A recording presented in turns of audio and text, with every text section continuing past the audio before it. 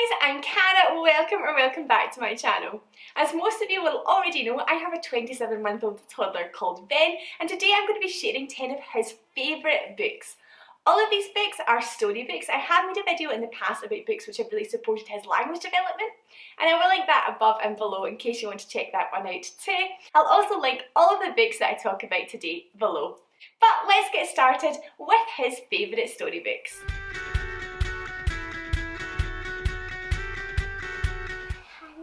Handa's Surprise! And what happens in Handa's Surprise? Handa's Surprise is just lovely. It's set in Kenya and I love that it adds a little bit of diversity to our children's book library because I find it difficult to find books with a black child as a protagonist. Handa sets off for her friend Akeo's village with a basket full of fruit as a gift. On her way, however, there are lots of different African animals which steal all the fruit which she had in her basket, which means that when she just arrives outside the town, there's nothing left, but because of a very angry goat, her basket gets refilled with tangerines from the tree that was above her. Ben thinks it's hilarious that all of these animals steal the fruit. He also loves to find little details in the illustrations. So for example, just before the monkey arrives to steal the banana, you can see his tail in the tree in the illustration before. This is also one of a few books about Handa, and we hope to get Handa's Hen, which is another in this series, for Ben's Christmas. Oh! And who's going to steal the purple passion fruit? Tangy purple passion fruit. Parrot. A parrot! Greedy goat. The greedy goat. And what happens in the greedy goat? Eats farmer's pants. Eats the farmer's pants! Oh. The greedy goat is such a cute story and is perfect for my farm animal daft toddler. It tells the story of the goat who eats things which she really shouldn't around the farm, stealing food from other animals, and then moving on to steal things like the farmer's daughter's shoes or the farmer's underpants. She of course feels then really unwell, and everyone on the farm is a little concerned about her, and then in the end she is fine and then starts to eat things like the farmer's whalies, which she really shouldn't again. Not only is this a brilliant story for Ben, there are just some really lovely learning points in it. It does go through the days of the week. As the goat is not feeling well, it kind of explains her symptoms on each of those days. And also there's an element of colour because the goat changes a different colour depending on how she's feeling and ends up green and feeling really ill. The Greedy Goat is a fairly recent addition to our library, but has become one of Ben's favourites very quickly. Topped off with some of the farmer's daughter's shoes! Oh.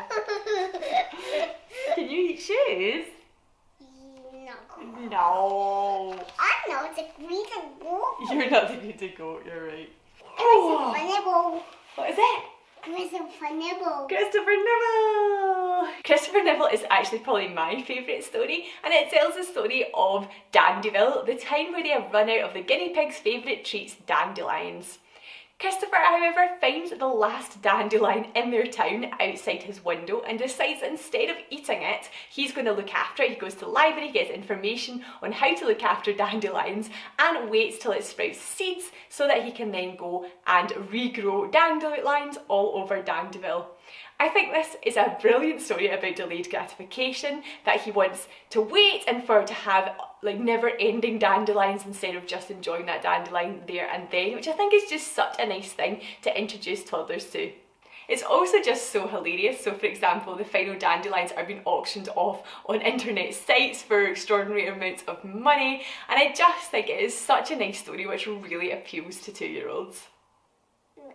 Mark 5 book. Mix Safari, yeah, and this is Mix Farm. And then we have these flip-flap animal books. We have Flip-Flap Safari, but then we also have quite a few of them in German. They're called Mix in German. They are great in German because they are written by Axel Scheffler, who obviously illustrates things like the Gruffalo to Julia Donaldson's text, but he is a German native speaker. Ben loves these books. I think you can already see the animal-loving theme throughout the kind of books that my toddler reads. But they are so funny because of the pages are split in two and you can have a different animal on the top and on the bottom. Ben really likes to make sure that these match at the moment. He doesn't enjoy it when they don't match up. And I think it's something that he'll grow into as well. The rhymes are beautiful and it's just such a fun book. Oh, what's this one? Owl babies. Owl babies. Do you remember their names? Sarah and Percy and Bill. Are they so cute? Yeah. Yeah. And the owl mommy. And their owl mummy.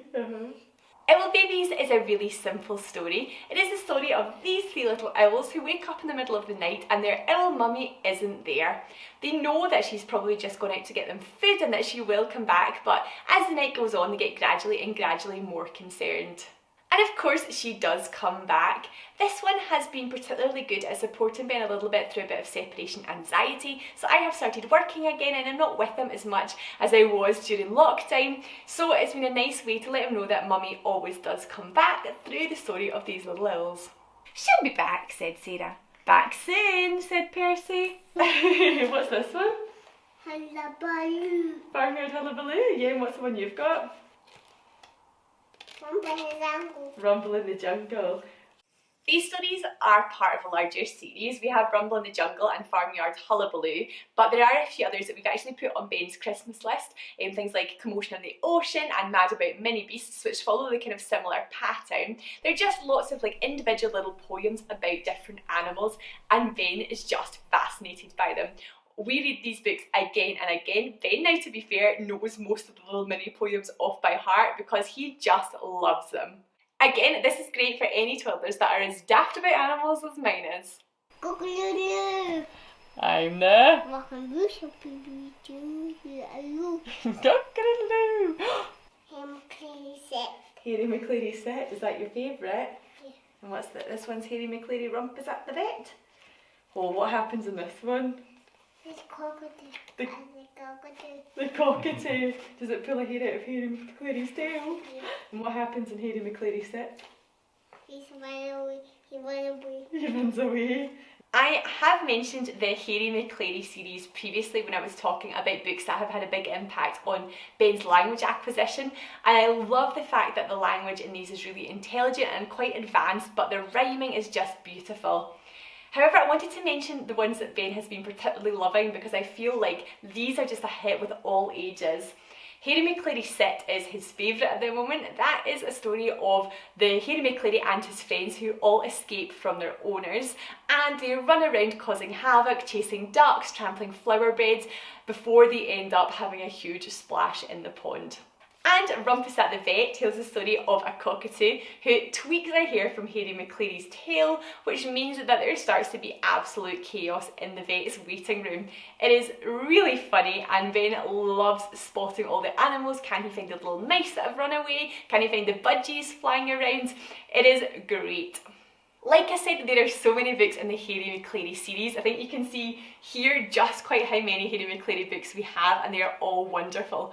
What I love most about them is that the dogs are not like talking dogs or anything. They are just normal, realistic dogs that do things that dogs do. Mole book. The Mole book. Mrs. Mole, I'm home. Mrs. Mole, I'm Home has fast become our family favourite book because Thomas and I love it as much as Ben does.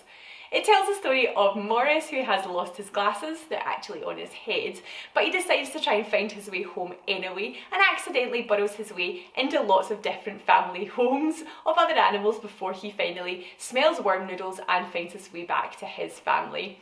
It is hilarious when he pops up in all of the different residences of the other animals and their reaction to him popping up.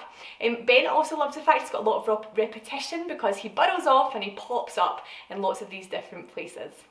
I personally love the illustrations in this book, and I also love the book Alan's Big Scary Teeth by the same author, another really funny one.